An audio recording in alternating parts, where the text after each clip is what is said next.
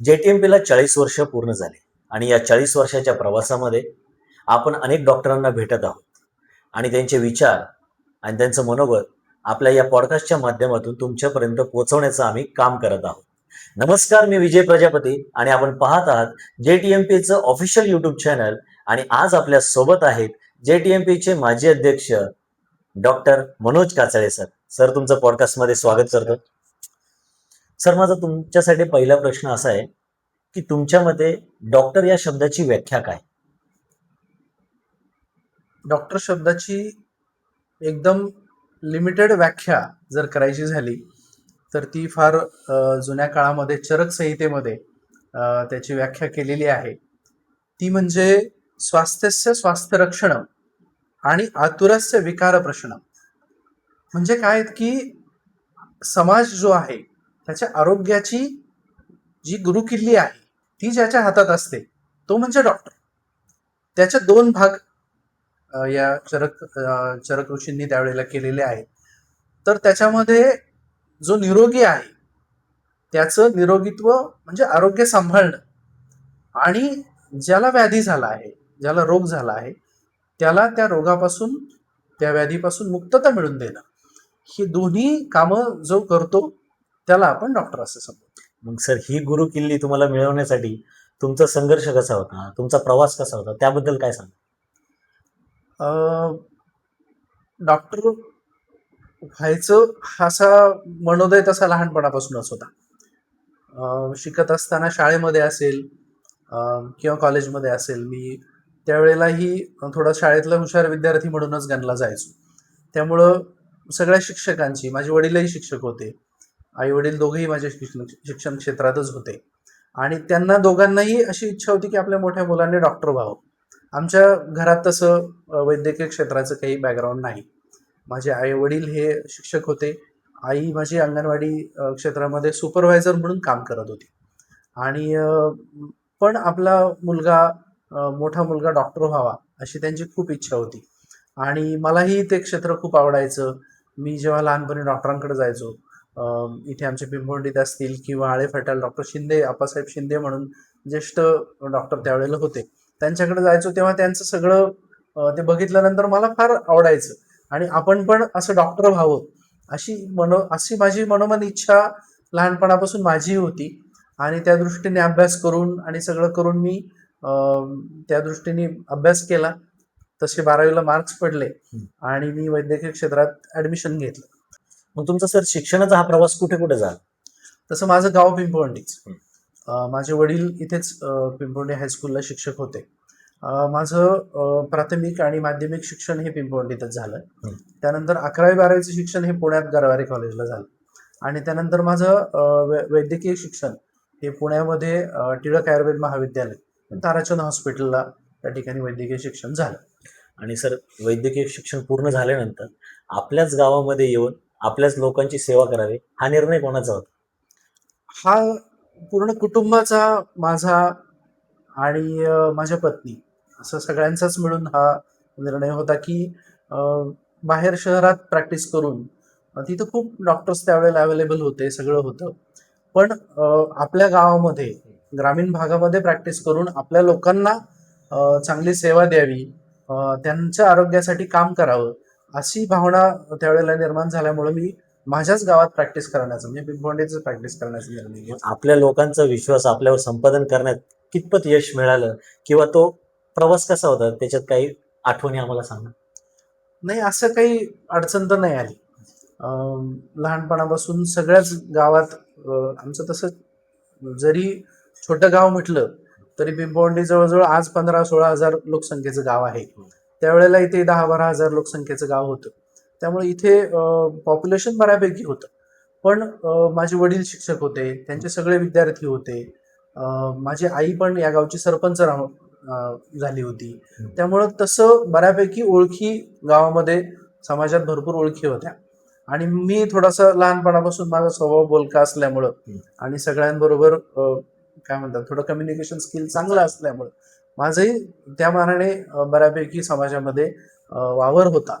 आणि त्याचा फायदा मला लगेच झाला की मी प्रॅक्टिस सुरू केल्यानंतर आम्हाला असं वेटिंग पिरियड असा आलाच नाही. आता किती वर्ष झाले तुम्हाला सर प्रॅक्टिस? आम्हाला प्रॅक्टिसला 25 वर्ष पूर्ण झाली.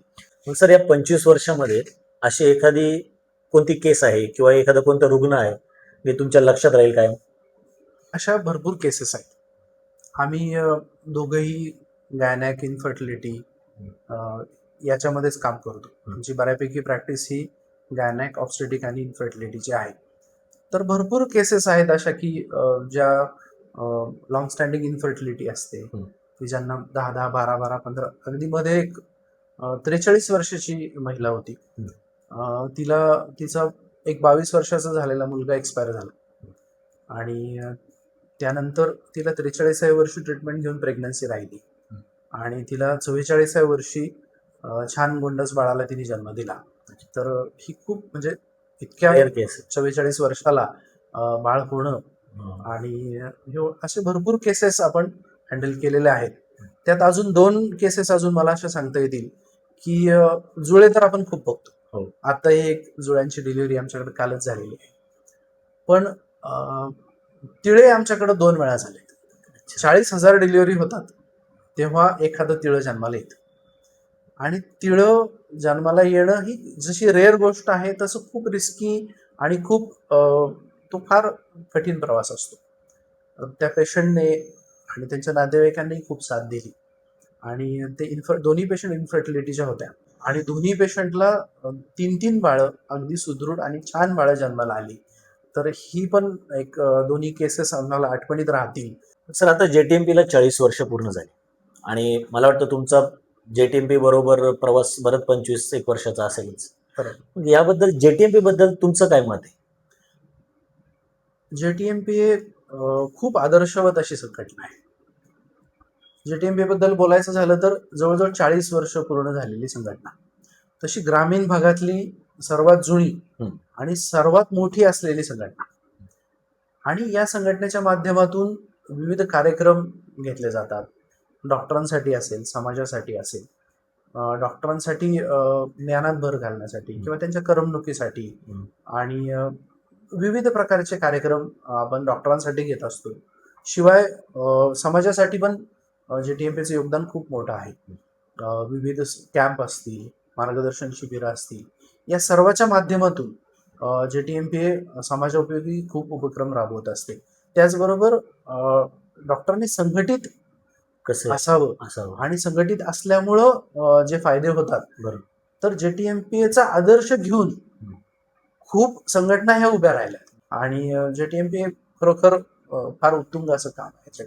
तुमचा हा JTMP बरोबरचा प्रवास कसा सुरू झाला? मी 2001 साली पिंपवंडीत प्रॅक्टिस सुरू केली. 2001 सालानंतर मला दुसऱ्याच वर्षी त्यावेळेला मी JTMPचा सदस्य नव्हतो. मला फार माहितीही नव्हती. थोडाफार IQ माहिती मला JTMP बद्दल होती. पण दुसऱ्या वर्षी डॉक्टर सदानंद राऊत हे अध्यक्ष होते आणि त्यांच्या कॉन्फरन्सची पत्रिका मला आली आणि मी डॉक्टरांचा कार्यक्रम आहे, कॉन्फरन्स आहे, या दृष्टीने आम्ही दोघंही त्या कार्यक्रमाला, त्यावेळेला आमच्याकडे 4 व्हीलर नव्हती, 2 व्हीलरवरती आम्ही रात्री त्या कार्यक्रमाला गेलो आणि खरंच खूप भावलं मला ते की अरे सगळे डॉक्टर लोक एकत्र येतात आणि इतका छान कार्यक्रम करतात आणि मला ते खूप आवडलं.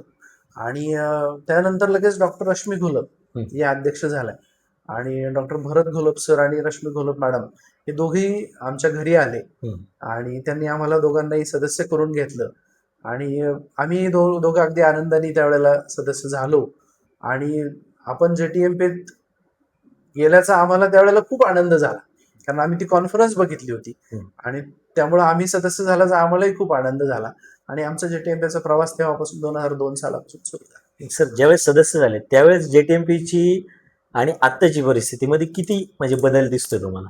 नाही, तसा बराच बदल आहे कारण त्यावेळेची सदस्य संख्या कमी होती.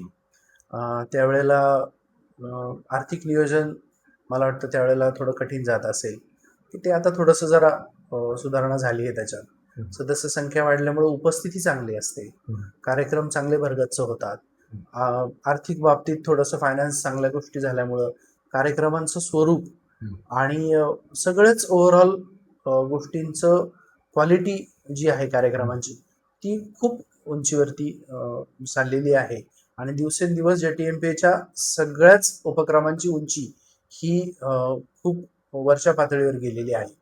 त्याचबरोबर समाजात पण JTMPचा तेवढाच सन्मान होतो, की समाजाला पण ही गोष्ट माहीत झाली की JTMPच्या रूफ खाली हे डॉक्टर सगळे संघटित आहेत आणि त्यामुळे समाज पण आपल्याकडं त्या दृष्टीने आदराने बघतो. JTMP मध्ये एक सदस्य म्हणून प्रवेश केला आणि नंतर डायरेक्ट तुम्ही अध्यक्ष घोषित झाला. काय सांगाल सर? नाही, अध्यक्ष आता मी 37वा अध्यक्ष झालो हो 2023 साली. JTMP मी 2003 साली जॉईन केली असेल. साधारण 20 एक वर्ष नंतर मी अध्यक्ष झालो. पण मधल्या काळात मी बऱ्याच पदांवरती काम केलं.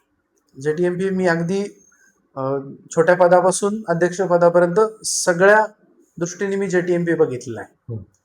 डॉक्टर बाळासाहेब जाधव आमच्याकडे अध्यक्ष झाले. हम्म. त्यावेळेला मी ट्रिप सेक्रेटरी झालो पहिल्यांदा.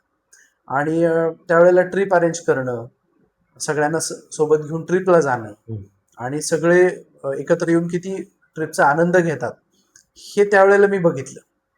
आणि तो माझा ट्रिप सेक्रेटरीचा काळ सुद्धा मी खूप एन्जॉय केला. मग त्यानंतर मी डॉक्टर सचिन शिंदे अध्यक्ष झाले बाळासाहेब जाधवांनंतर आळेफाटा झोनकडून. त्यावेळेला मला डायरेक्ट उपाध्यक्ष पद मिळालं. म्हणजे मी ट्रिप सेक्रेटरी नंतर डायरेक्ट उपाध्यक्ष झालो.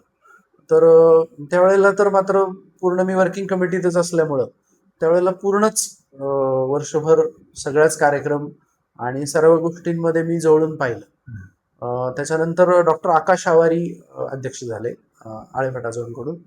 त्यावेळेला त्यांनी मला कॉन्फरन्स कमिटीचं चेअरमन केलं. मग ती कॉन्फरन्स ही सगळ्यात मोठा इव्हेंट असतो पूर्ण वर्षभरातला. तर त्याची जबाबदारी माझ्यावर होती. ती पूर्ण अरेंज करणं आणि सगळ्याच गोष्टी. त्यामुळे मला JTMPचा अगदी अनुभव पण आला होता. अनुभव आला होता. आणि त्याच्यानंतर मी ट्रस्टवरती ट्रस्टी म्हणून काम केलं 3 वर्ष.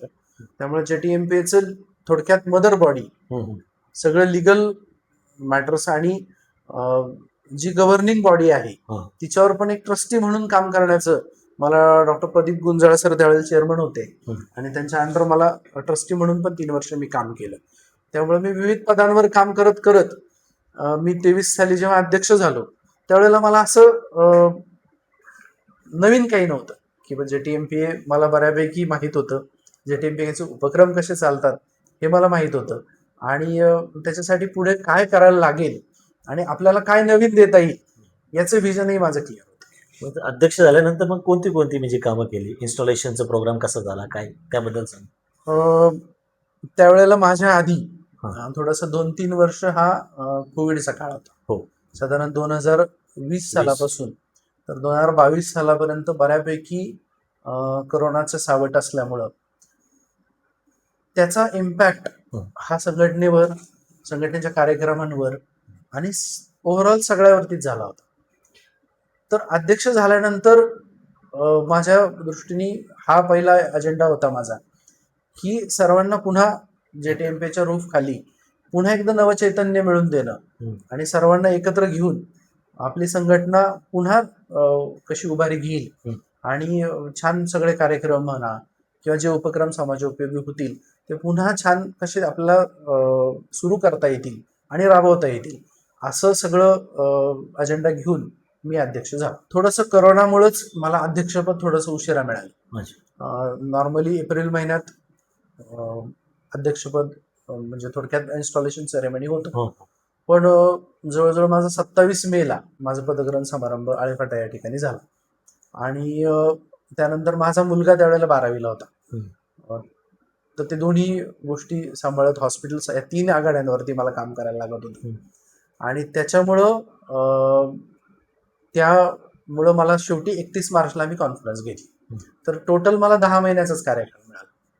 पण 10 महिन्यामध्ये जवळजवळ आम्ही 26 इव्हेंट घेतले. तर प्रत्येक महिन्याला 2 ते 3 इव्हेंट असायचेच. मग ते कॅम्प्स असतील, CME असतील, स्पोर्ट्स असतील, या सगळ्याच माध्यमातून आम्ही भरगच्च असे कार्यक्रम मला वाटतं त्या वर्षात राबवले आणि खूप मोठ्या प्रमाणात त्यावर्षी सगळे इव्हेंट झाले. अगदी एक इव्हेंट होत नाही तर दुसऱ्या इव्हेंटची तयारी चालूच होती. असं करत करत जवळजवळ 26 इव्हेंट आम्ही त्या त्यामध्ये 1 तुम्ही वर्षात राबवलं. कॅम्प वगैरे कसे घेतले किंवा हा, समाजोपयोगी सुद्धा कामं आमची बरीच झाली. हं. तर त्यामध्ये पहिलाच आम्ही स्त्रियांसाठी हं. आरोग्य शिबिर एक महिलांसाठी कॅम्प आम्ही आळेफाटा या ठिकाणी आयोजित केला होता. स्त्रियांच्या आरोग्यासाठी तो कॅम्प होता. तो कॅम्प आम्ही घेतला. नंतर त्याचबरोबर दुसरा एक बोन डेन्सिटी आणि थोडक्यात ऑर्थोपेडिक क्षेत्रासाठी, की हाडांची ठिसूळता, परत बाकी हाडांविषयीच्या तक्रारी आहेत त्याविषयी समाजामध्ये जे अडचणी आहेत त्यासाठी आपण एक फ्री कॅम्प तो आळेफाटाच या ठिकाणी घेतला. त्यानंतर एक आळे कॉलेजच्या ग्राउंडवरती मुस्लिम समाजाच्या एक समाजसेवक आहेत, त्यांनी आणि JTMP आम्ही दोघांनी मिळून असं एक खूप मोठ्या प्रमाणात आम्ही सर्व रोग निदान शिबिर या आळा कॉलेजच्या ग्राउंडवरती घेतलं होतं आणि खूप मोठ्या प्रमाणात त्याला उत्स्फूर्त असा प्रतिसाद मिळाला होता. आणि त्यानंतर आम्ही एक लेण्याद्री देवस्थान ट्रस्टचे अध्यक्ष श्री जितेंद्रजी बिडवई यांच्यासोबत आणि JTMP यांच्या माध्यमातून आम्ही एक साडी तिच्यासाठी हा उपक्रम त्यावर्षी राबवला. आणि त्यामध्ये ज्या गरजू महिला आहेत त्यातल्या त्यात ऊस तोडणी कामगार त्यांच्यासाठी आम्ही प्रत्येक महिलेला आवाहन केलं की एक साडी आपण डोनेट करा. तसं त्यावेळेला महिला सदस्य आपल्या JTMPच्या फार फार तर 200-250 असतील, पण जवळजवळ 1000 साडी त्यावेळेला नव्या साड्या, काही जुन्या साड्या पण चांगल्या कंडिशन मधल्या अशा त्यावेळेला कलेक्ट झाल्या आणि त्याचा कार्यक्रम आपण विघ्नर साखर कारखान्यावर ठेवला होता. आणि त्या साड्या तिथं आपण ज्या गरजू महिला आहेत ऊसतोडणी कामगारांच्या त्यांना प्रत्येकीला एक साडीचं वाटप आपण त्या दिवशी तिथं केलं. तर असे कॅम्प असतील, नंतर एक साडी तिच्यासाठी हा उपक्रम असेल आणि आपण महिलांसाठी मार्गदर्शन व्याख्यानं खूप आयोजित केली. आमच्या JTMPच्या सन्माननीय महिला सदस्य कॉलेजमध्ये असेल किंवा महिला बचत गट असतील किंवा शाळा असतील, काही असे सामाजिक कार्यक्रम असतील, अशा ठिकाणी जाऊन महिलांच्या आरोग्याविषयी व्याख्यानं देऊन त्यांना मार्गदर्शन करण्याचंही काम आम्ही वर्षभर मोठ्या प्रमाणात केलं. नंतर सर तुमचे कल्चरल स्पोर्ट्स त्या ऍक्टिव्हिटीज कशा? कल्चरल इव्हेंट तर एकदम जोरदार झाला होता. आळेफाट्याला तो इव्हेंट झाला तर त्या इव्हेंटला जवळजवळ 56 एंट्री झाल्या होत्या आणि मला वाटतं संध्याकाळी 8:30ला चालू झालेला कार्यक्रम रात्री 2:45ला संपला होता. आणि आपण त्यावेळेला एक वेगळेपण असं केलं होतं की जेवण साईड बाय साईड चालू केलं होतं, की आल्यापासून शेवटपर्यंत स्नॅक्स आणि नंतर जेवण हे चालूच होतं आणि कुठलंही इंटरप्शन न येता शेवटपर्यंत छान कार्यक्रम तो पार पडला. नंतर स्पोर्ट्स ऍक्टिव्हिटीज, स्पोर्ट्समध्ये आम्ही क्रिकेट तर दरवर्षी आपलं JTMPचं होतंच, त्याचबरोबर व्हॉलीबॉल होतात, लेडीज स्पोर्ट्स होतात. लेडीज स्पोर्ट्सही आम्ही डॉक्टर सचिन शिंदे जेव्हा अध्यक्ष होते आणि मी उपाध्यक्ष होतो त्यावेळेला आम्ही लेडीज क्रिकेट चालू केलं होतं आणि ते पण आता खूप छान, चारही झोनच्या महिला एकदम सगळ्या लेडीज डॉक्टर ह्या त्याच्यात खूप छान इन्व्हॉल्व घेऊन छान लेडीज स्पोर्ट्स पण चालू झालंय.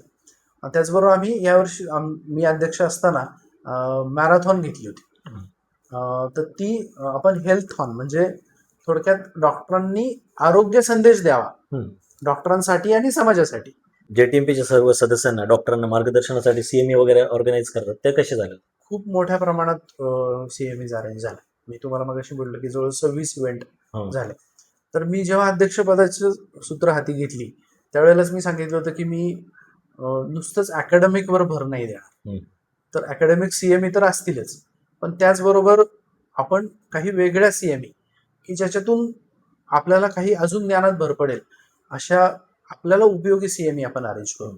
पहिली CME आम्ही अरेंज केली होती ती डॉक्टर्स इंडेमनिटी इन्शुरन्स, म्हणजे डॉक्टरांना कायदेविषयक ज्ञान आपण प्रॅक्टिस करतो पण कुठल्याच डॉक्टरला आपले काय कायदे आहेत, बरोबर, आपण काय केलं नाही पाहिजे आणि आपला अधिकार काय आहेत काय काय करण्याचे, तर याविषयी ज्ञान त्या मानाने कायदेशीर ज्ञान कमी असतं कारण तो अभ्यास आम्ही फार केलेला नसतो. तर जे संसदीय बोर्डामध्ये जे भारत सरकारमध्ये जे डॉक्टरांविषयी कायदे बनवले जातात, तर त्याची जी सल्लागार समिती असते, ती डॉक्टरांची सल्लागार समिती असते. हम्म. त्याचे सदस्य आपल्याला मार्गदर्शन करायला त्यावेळेला आले होते. त्यानंतर बाकी मुलांना करिअर मार्गदर्शन, हम्म. की मुलांना काय काय करिअरच्या वाटा आहे, डॉक्टर व्हायचं असेल तर त्याविषयी नीट परीक्षा बरोबर. किंवा सीईटी, JEE याविषयी मार्गदर्शनपर आपण लेक्चरर त्यावेळेला बोलवले होते. तर ती एक वेगळी CME आपण घेतली. नंतर एक आपण यांच्या 2 ऑर्केस्ट्रा अरेंज केले होते. एंटरटेनमेंट प्रोग्राम म्हणजे आपला कल्चरल इव्हेंट सोडून एक 2 ऑर्केस्ट्रा प्लस रेडिओ RJ आले होते. अच्छा. त्यांनी छान एंटरटेनमेंट प्लस सगळ्यांचे डॉक्टरांचे गेम्स घेतले. हम्म. असं एक छान 2 सगळ्यांना एन्जॉय करता येईल असे 2 इव्हेंट आपण त्यावेळेला घेतले होते. त्यानंतर एक आध्यात्मिक CME सुद्धा घेतली होती, अच्छा. की ओम शांती केंद्राचे डॉक्टर सचिन परब म्हणून आहेत, हम्म. की जे इंटरनॅशनल स्पीकर आहेत. हम्म. त्यांना आपण त्या निमित्ताने बोलवलं होतं. नारायणगाव निलाम या ठिकाणी ती CME झाली होती आणि त्यालाही खूप छान उपस्थिती होती. सरांनीही विज्ञान आणि अध्यात्म याची सांगड घालत खूप छान असं मार्गदर्शन त्यावेळेला केलं आणि सगळ्यांनी ते खूप एन्जॉय केलं. त्याचबरोबर मग इन्फर्टिलिटी असेल, हिस्टेक्टॉमी असेल, परत पेडियाट्रिक असेल, अशा विविध डॉक्टरांची टॉपिकच्या सुद्धा आम्ही CME अरेंज केल्या. त्यात आम्ही अजून एक उपक्रम छान राबवला, की आमच्या जे डॉक्टरांची मुलं आहेत त्यांनी जे विशेष प्रावीण्य मिळवलं त्यांचे सत्कार आम्ही प्रत्येक CME ला अरेंज करायचो, की मुलं कुठेतरी रेकग्नाइज होत नाही आणि त्यांचंही कौतुक करणं हे आपलं आपण केलं पाहिजे. तर प्रत्येक वेळेला आम्ही जी मुलं काही विशेष प्रावीण्य मिळवतील, स्कॉलरशिपला आली असतील, 10वी-12वीला ज्यांनी चांगले मार्क्स मिळवले, नीट CET मध्ये ज्यांनी चांगले मार्क्स मिळवले, अशा मुलांचा सत्कार आम्ही प्रत्येक CME मध्ये अरेंज करायचो आणि टोटलच CME आमच्या खूप छान झाल्या. एकंदरीत जे 2 प्रॉब्लेम असतात CME अरेंज करायला, एक तर फंड प्रॉब्लेम असतो आणि दुसरा प्रॉब्लेम कायम येतो तो उपस्थिती. तर हे दोन्ही प्रॉब्लेम मला वर्षभरात कधी झाले नाही, की म्हणजे आमच्या कार्यकाळामध्ये आमचे जे आळेफाटा झोन मी अध्यक्ष असताना सगळ्यात कमी CME ला उपस्थिती ही 140 होती. अच्छा. म्हणजे प्रत्येक CME ला 150, 200, 250, 250 पर्यंत अगदी CME ला पण उपस्थिती असायची. उपस्थिती हा पण प्रश्न नव्हता आणि सगळे माझे मित्रमंडळ किंवा जी कमिटी होती त्यांनी फंड रेझिंगसाठी आणि CME साठी खूप त्यावेळेला काम केलं. त्यामुळे फंड हा पण प्रॉब्लेम तसा मला वर्षभर आला नाही आणि उपस्थिती हाही प्रॉब्लेम आला नाही, कारण एकतर टॉपिक वेगळे होते, वेगवेगळे विषय आम्ही हाताळले, लोकांना जिव्हाळ्याचे वाटणारे आणि जे आपल्याला ऐकायला मिळत नाहीत असे विषय होते. आणि त्यात आमचे डॉक्टर जालिंदर वाजे असतील, डॉक्टर हिंगमेरे असतील, यांची ऍडव्हर्टायझिंग कमिटी होती, की ते CMEच्या आधीच 10 दिवस त्याची प्रत्येक गोष्टीची इतकी ऍडव्हर्टाईज असायची. डॉक्टर तुषार कोकाटे असतील, ते छान छान व्हिडिओज बनवायचे, की त्या काय इव्हेंट आहे, आपला इथे गेल्यानंतर काय आपल्या ज्ञानात भर पडणार आहे, त्याच्याबरोबर जेवणाचे काय मेनू आहेत, फिश असतील तर फिश मिळणार आहेत जेवायला, हे सुद्धा हायलाईट करून डॉक्टर वाजे टाकायचे. त्यामुळे भरगच्च उपस्थिती असायची आणि छान CME सगळं पार पडलं. तुमच्या कारकिर्दीमध्ये सर वेगळे पण काय होतं, म्हणजे असं वेगळे इव्हेंट काय घेतले का तुम्ही? सगळ्यात वैशिष्ट्यपूर्ण असं सांगायचं तर त्यावेळेला माझी कमिटी आणि संपूर्ण तालुक्यानेच खूप छान उत्स्फूर्तपणे मला साथ दिली.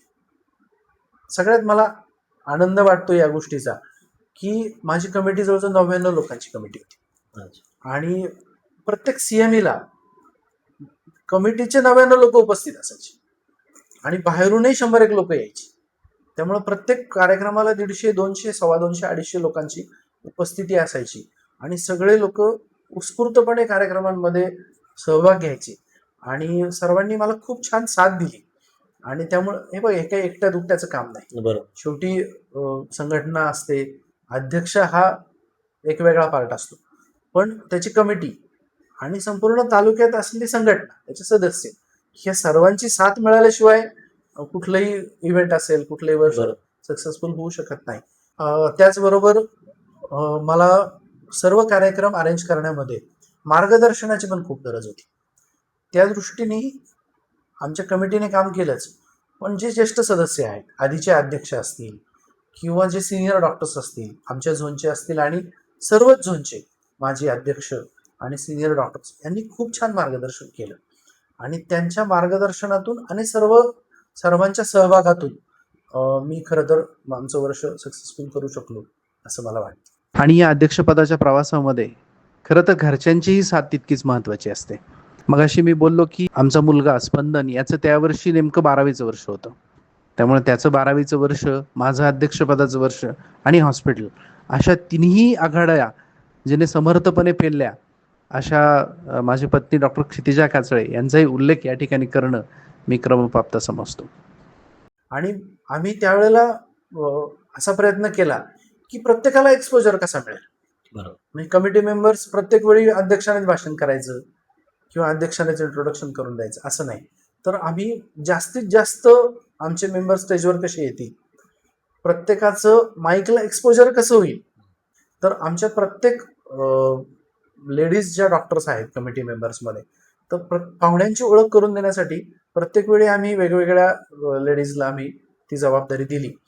काहींनी कधीच स्टेजवर आलेल्या नव्हत्या, कधी माईक हे केलेला नव्हता, पण त्यांनी ती छान पार पडली.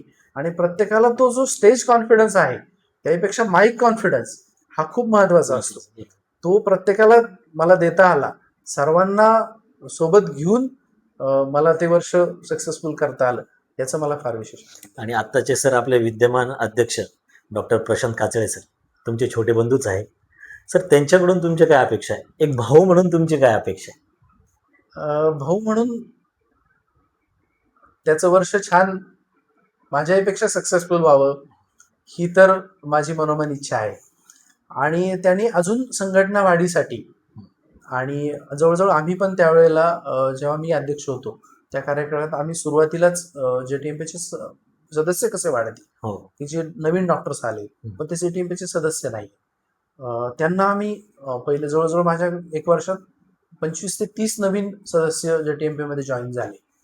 आता हे पण नवीन खूप डॉक्टर्सना जॉईन करून घेत आहेत आणि संघटना वाढते. तर त्याच्या अपेक्षा पण वाढत आहेत, कार्यक्रमांची उंची वाढते, दरवर्षी नवीन अध्यक्ष होतात, नवीन कमिटी येते आणि प्रत्येक जण 4 वर्षांनी टर्न येते.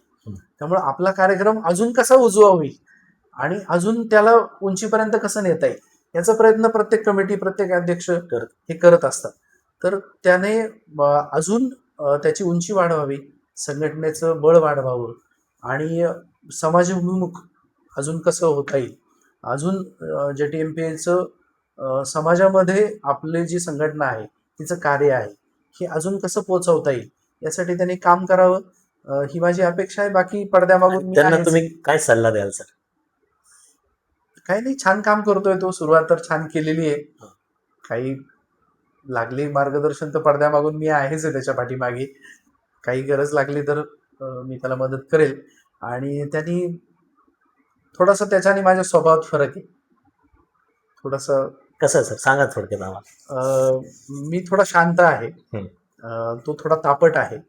त्याच्यावर थोडंसं त्यांनी नियंत्रण ठेवून भाऊ म्हणून, तुम्ही जे विचारता की भाऊ म्हणून काय सल्ला आहे, तर ते थोडासा स्वभाव जरा एक वर्षभर गुंडाळून जेव्हा संघटनेला घेऊन जायचे तेव्हा डोक्यावर बर्फ, जिभेवर गुळाचा खडा घेऊन काम केलं तर त्याचे वर्ष छान पार पडेल याची मला निश्चित खात्री. वन डे ट्रिप ती काळू वॉटरफॉल आणि अडराई जंगल या ठिकाणी गेली होती. तर लॉंग ट्रिप ही राजस्थान या ठिकाणी जैसलमेर, जोधपूर आणि जयपूर असे 3 डेस्टिनेशन त्या ट्रिपमध्ये होते. ज्यावेळेस सर तुम्ही अध्यक्ष होता त्यावेळेस तुमचा शेवटचा जो प्रोग्राम असतो कॉन्फरन्स, म्हणजे अध्यक्षपदाची सांगता, तो प्रोग्राम कसा झाला सर? तो कार्यक्रम 31 मार्च 2024ला आळेफाट्यावरती सायलीला हॉलला झाला. तिथे गार्डन बाहेर लॉनवरती आपण तो कार्यक्रम घेतला होता. तर त्यावेळेलाही डॉक्टर कांडेकर म्हणून कार्डिओलॉजिस्ट आहेत नगरला, आणि फिटल मेडिसिनचे डॉक्टर चिन्मय उमरजी पुण्यावरून, असे 2 सन्माननीय डॉक्टर त्यावेळेला उपस्थित होते. आणि चीफ गेस्ट म्हणून त्यावेळेला आपण सगळ्यांनाच माहीत असलेलं चिरपरिचित नाव कविता असतील, नाटक असेल, अभिनय असेल, या क्षेत्रात खूप उत्तुंग असं नाव असलं संकर्षण कराडे यांना आपण त्यावेळेला बोलवलं होतं. ह्या तिघांच्या उपस्थितीत आपण तो कार्यक्रम तिथे सायलीला हॉलला आळेफाट्याला अरेंज केला होता आणि खूप छान कार्यक्रम झाला. जवळजवळ 600 लोकांची त्यावेळेला उपस्थिती होती आणि छान तो प्रोग्राम सुटसुटीत आणि कॉम्पॅक्ट झाला. सर्व आपण त्यावेळेला पारितोषिक वितरण आणि छान 2 लेक्चर्स, आपण खूप लेक्चर्स नव्हते ठेवले. एकच लेक्चर त्यावेळेला डॉक्टर चिन्मयी उमरजींचं होतं आणि त्यानंतर डॉक्टर कांडेकर हे अध्यक्ष म्हणून त्यावेळेला आले होते. मग त्यांनी त्यांच्या हॉस्पिटलची माहिती थोडक्यात सांगून अध्यक्षीय भाषण केलं फक्त आणि छान खुसखुशीत शंकरशनच्या गप्पांबरोबर त्याची मुलाखत डॉक्टर तुषार कोकाटे आणि डॉक्टर शुभांगी कोकाटे यांनी ती छान मुलाखत घेतली आणि सगळ्यांनी ती मुलाखत खूप एन्जॉय केली आणि सांगता एकदम काय म्हणतात, छान. शेवटचा दिस गोड व्हावा अशा पद्धतीने तो शेवटचा कार्यक्रमही एकदम गोड झाला आणि मी सूत्र डॉक्टर गणेश नायकोडे यांच्याकडे त्यावेळेला सुपूर्द. पॉडकास्टमध्ये बघितलं असेल तर आपल्या नारायणगावचे डॉक्टर संदीप डोळे सर, त्यांनी सांगितलं का आपला जो डॉक्टरांचा आणि समाजाशी जो रॅपो थोडा कमी झाला आहे. हम्म. तर तुम्हाला काय वाटतं? नाही आहे, तो तर प्रश्न आहेच आहे. पण काय होतं, समाज पण बदलत चाललाय. समाज पूर्वी डॉक्टरांचं बद्दल जो आदर होता किंवा डॉक्टरांकडे पाहण्याचा जो दृष्टिकोन होता तो बदलत चाललेला आहे. त्यामुळं थोडंसं आपला समाजामध्ये रिस्पेक्ट कसा वाढेल आणि जेव्हा कधी काही प्रॉब्लेम होतो त्यावेळेला समाज आपला चालून येतो आपल्याला. अशी घटना खूप घडलेल्या आहेत, बाहेरही होतात, आपल्याही तालुक्यात होतात. तर अशा वेळेला आपला कायदेशीर प्रोटेक्शन हे मिळतंच आणि ते मिळालंच पाहिजे. त्याचबरोबर समाजामध्ये आपल्या संघटनेचाही असा दबाव हवा की एखाद्या डॉक्टरवरती आपण चाल करताना किंवा काही अपशब्द वापरताना किंवा तिथं काही आरोप करताना तर तो समाजावरती आपला संघटनेचा दबाव कसा राहील. आणि पर्यायानं आता आम्ही बघतो बऱ्याच ठिकाणी की बऱ्याच लोकांचे बिलासाठी यासाठी फोन येतात, त्याच्यासाठी दबाव टाकले जातात. तर ह्या दृष्टीने आपण संघटित असणं खूप गरजेचं आहे की हे जे दबाव तंत्र आहे किंवा समाजात आपल्याकडे बघण्याचा दृष्टिकोन जो आहे तो थोडा बदलला पाहिजे. आपण खूपही समाजामध्ये अगदीच लेमॅन सारखं मिसळू शकत नाही, पण आपण मिसळलं पाहिजे. समाजाच्या उपक्रमांमध्ये आपण भाग घेतला पाहिजे, पण त्याचबरोबर आपलं जे वेगळेपण आहे तेही जपलं पाहिजे. आपण खूपच जर समाजामध्ये खूपच इन्व्हॉल्व्ह झालो तर त्याचेही काही दुष्परिणाम शेवटी आपल्याला भोगायला लागतात. तर त्यामुळं आपण तसं संयमाने समाजात गेलं पाहिजे, समाजाभिमुख आपण झालं पाहिजे आणि समाजावर आपला दबावही राहिला पाहिजे. अशा दृष्टीने आपण JTMPने काम करावं आणि बाकी संघटना वाढीसाठी आणि बाकी समाजाच्या दृष्टीने जे विविध उपक्रम आपण करतोय तर ते अजून मोठ्या प्रमाणात कसे करता येतील या दृष्टीने पुढील अध्यक्षांनी आणि सर्वच वर्किंग कमिटीने करावेत आणि अजून JTMPची उंची वाढवावी अशा अपेक्षा व्यक्त करतो. सर, अजून JTMPनी वेगळे उपक्रम कोणते राबवावे किंवा अजून कोणत्या क्षेत्रात काम करावं असं तुम्हाला काय वाटतं? आता माझा जवळजवळ 20-25 वर्षाचा JTMPचा विविध पदांवरचा अनुभव आहे. तर ते प्रश्न परत परत चर्चिले जातात, पण त्यावरती काही असं सॉलिड त्याच्यावरती उपाय निघत नाही. तर पहिला प्रश्न म्हणजे बरेच वर्षापासून मी ह्या गोष्टी चर्चा होते की JTMPची स्वतःची जागा असावी, नंतर JTMPचं स्वतःचं एक तिथं हॉल असावा किंवा एक ऑफिस असावं आणि तिथे थोडक्यात सगळेच आपले event plus sports complex type करता येईल का. तर या दृष्टीने खूप प्रयत्नही झाले. म्हणजे मी अध्यक्ष असतानाही आम्ही 14 नंबरला एक जागा बघितली होती, पण न जाणू का ते अजून इम्प्लिमेंट होत नाही. फक्त त्या गोष्टी चर्चा केली जाते, सगळ्यांचं इच्छा आहे की ते व्हावं, पण तेवढं अजून ते इम्प्लिमेंट होत नाही. तर त्या दृष्टीने काही करता येईल की का हे बघितलं पाहिजे. नंतर अजून एक कायम गोष्ट असते की ती बायोमेडिकल वेस्टची, की ते थोडंसं जर अडचणीचं आहे, रोज गाडी येत नाही, त्याची फीज आपल्याला बऱ्यापैकी द्यायला लागते आणि त्या दृष्टीने काही आपल्या संघटनेच्या माध्यमातून त्याचं काही आपल्याला करता येईल का, हं. तर त्या दृष्टीने आपल्याला पुढील वाटचाल आणि अशा दृष्टीने अजून काही जे प्रश्न असतील ते सोडवण्यासाठी नक्कीच JTMPM माध्यमातून प्रयत्न व्हावेत असं मला वाटतं. तुमचे विचार आमच्यापर्यंत पोहोचवले त्याबद्दल थँक्यू. नक्की. तुम्हाला हा पॉडकास्ट आवडला असेल तर लाईक करा, शेअर करा, सबस्क्राईब करा. पुन्हा भेटूया नवीन डॉक्टरांसोबत. धन्यवाद. थँक्यू. Thank you sir.